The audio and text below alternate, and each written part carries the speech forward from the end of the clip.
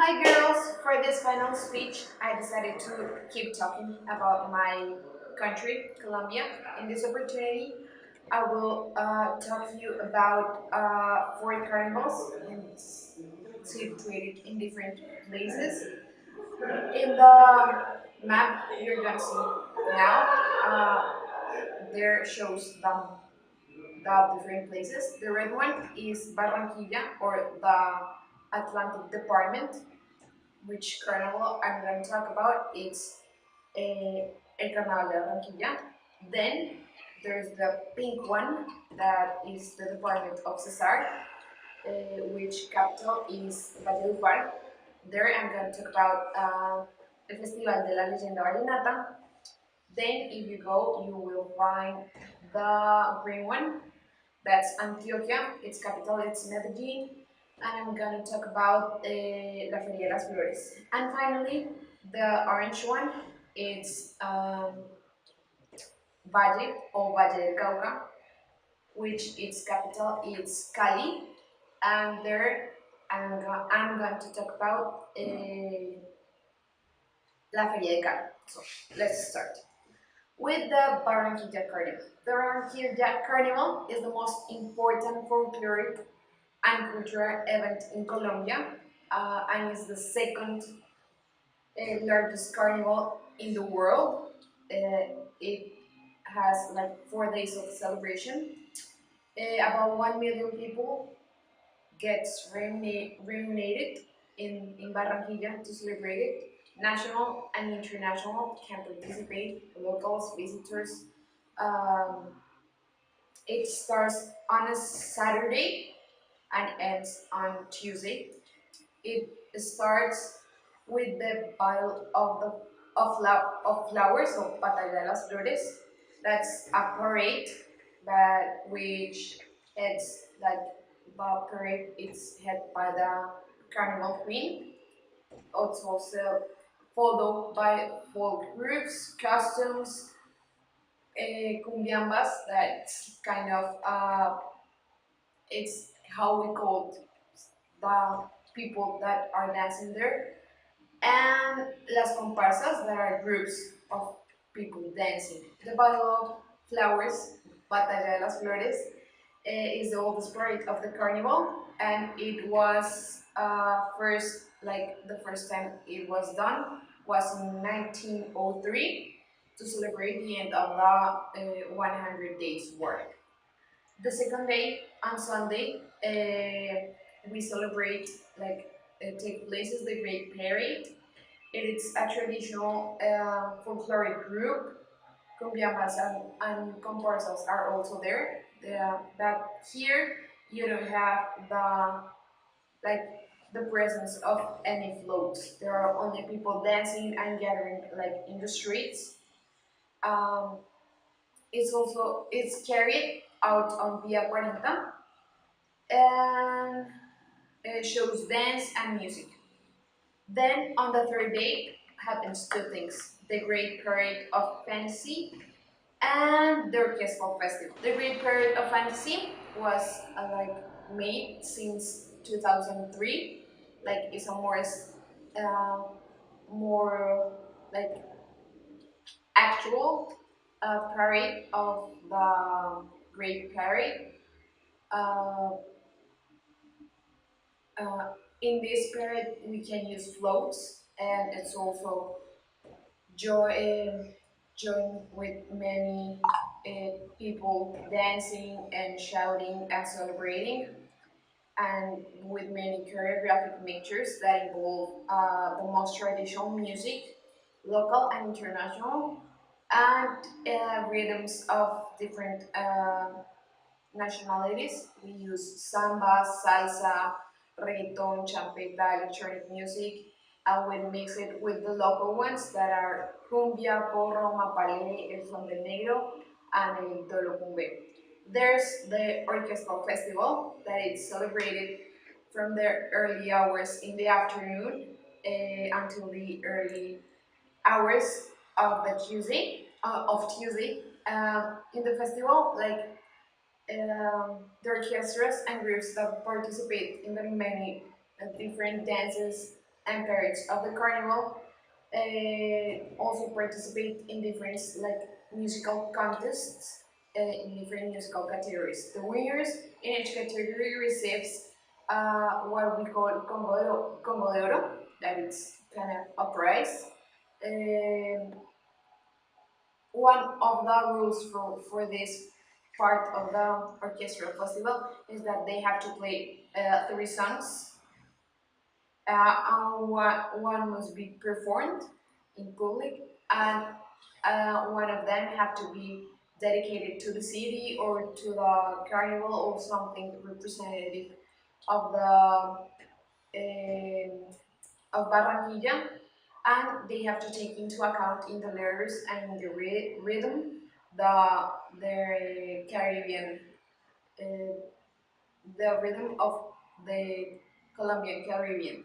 This event is currently held on the Romelio Martinez Stadium. The last day is Tuesday of Carnival, that is Joselito Carnaval's death. As closing ceremony, the funeral of Joselito Carnaval takes place, which symbolize the end of the like all the parties and all of this. On this day, many neighborhoods of the city like make funerals, fake funerals, and perform which symbolize the death of Joselito that died like in celebration because of the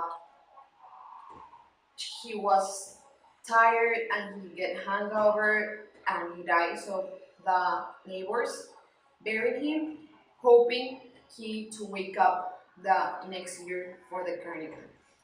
Well, that's a little bit of the Carnaval de Barranquilla. I really invite you to visit it. Then goes el Festival de la Leyenda Vallenata. I love this festival. I'm gonna confess you that I love vallenato. It's like my guilty pleasure. I don't really listen it too much, but it's like I can live only with vallenato and salsa. So, also called this festival is also called Festival Vallenato. Is the most recognized event about the vallenato. It's very important. It's celebrated annually in the at ends of April and beginnings of May. So now they are celebrating it. It starts in 1968 in Valledupar. The festival seeks to preserve four of the five rhythms of vallenato that are paseo, merengue, son y puya. And additionally, they try to keep like the gender of the piqueria, the parranda, the peasant poetry, stories, legends, myths, and tradition. Literally, like they try to have all the traditions in the music. Its origins is in 1968. Three people thought it was time to do something like to maintain vallenato alive.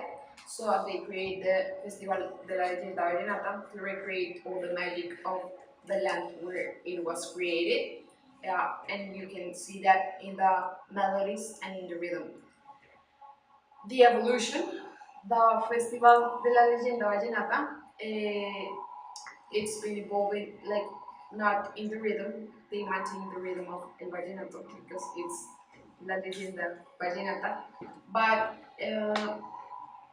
it keeps the rhythm of the social and economic development of the city, is bringing initially it was organized by the tourism office of the department of El Cesar, and then it was created a special department for this festival.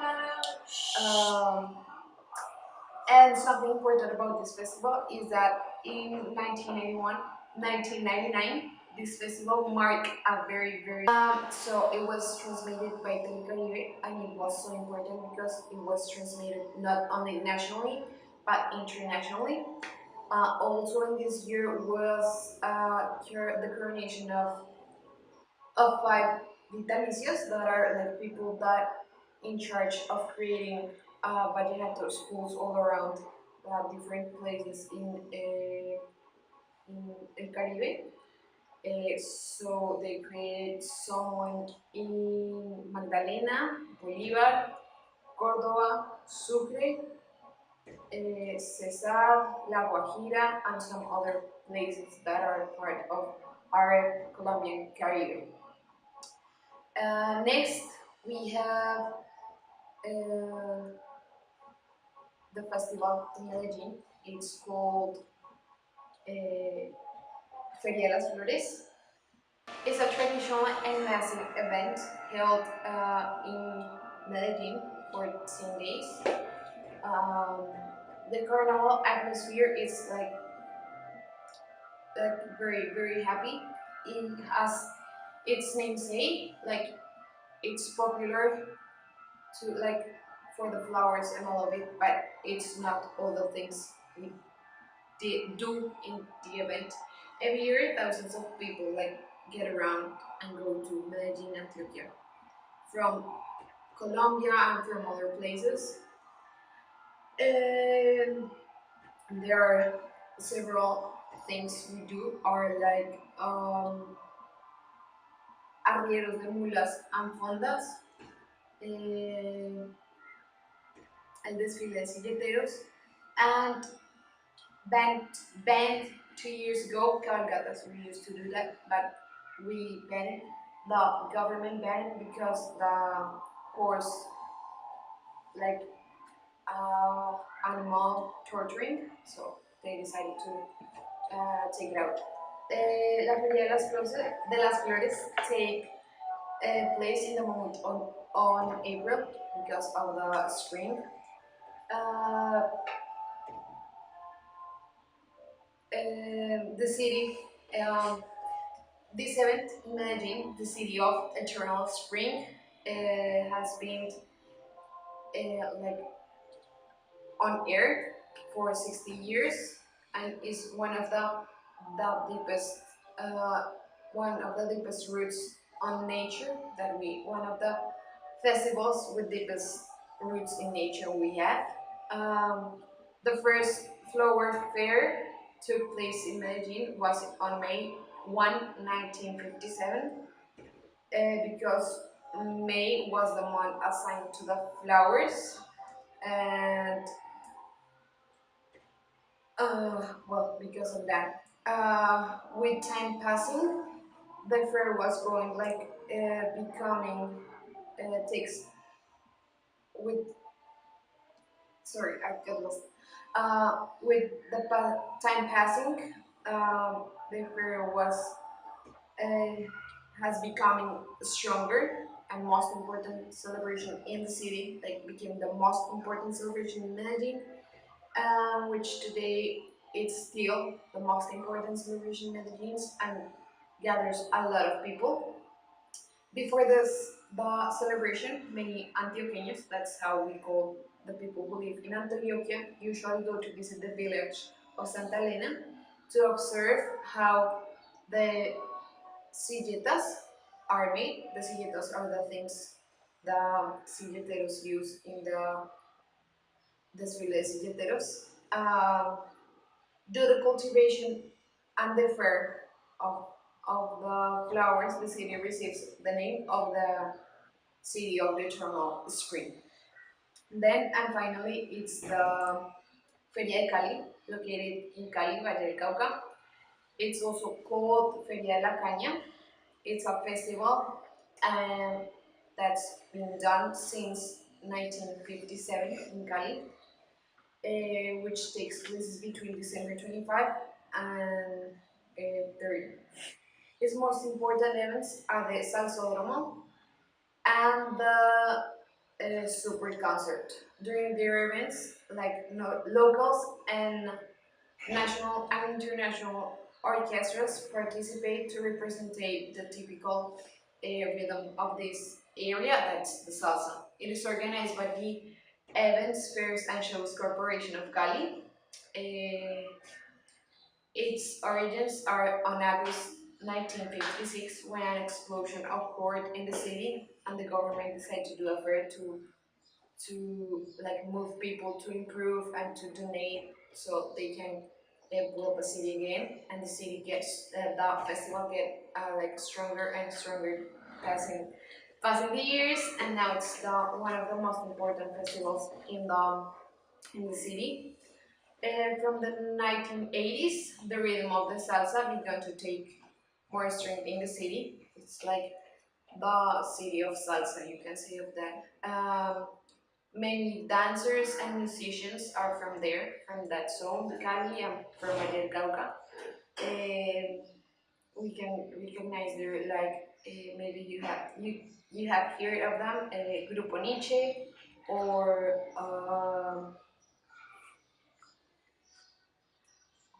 I forgot, but well, like Grupo Nietzsche and that kind of um, music. I also love salsa, really recommend it. Well, I hope you have liked it. You are very, very welcome if you ever want to go to any of these festivals. They all are awesome. They all have many joy. They are very, very a good atmosphere. You will feel like a lot of party, but it will be awesome. And you will learn about our culture. So I hope you like it, and you're 100% welcome when you want to come. That's it. Bye.